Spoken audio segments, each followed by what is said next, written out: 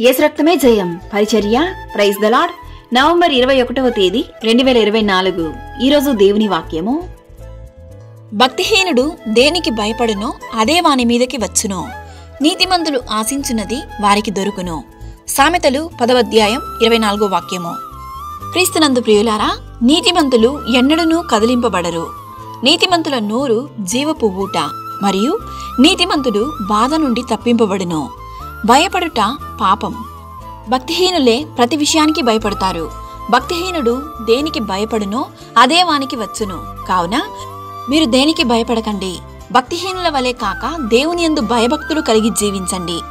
శ్రమ దినమున కృంగిపోకండి. బాధలు, కష్టాలు, వేదనలు కలిగినప్పుడు మీరు కృంగిపోతే చేతకాని వారవుతారు. కనుక ధైర్యంగా ఉండండి. బాధపెట్టే పరిస్థితులు మీ ముందు ఉన్నప్పుడు ధైర్యంగా పోరాడండి. దేవుడు మీతోనే మాట్లాడుతున్నాడు. నీ ముందు ఎన్ని సవాళ్లు ఉన్నా ధైర్యంగా ఉండు. పరుల మాటలు నిన్ను బాధపెట్టి ఉండొచ్చు. అనేక సమస్యల్లో నలిగిపోయి ఉండొచ్చు. అయితే దేవుడు చెప్తున్నాడు, నువ్వు ధైర్యంగా ఉండు.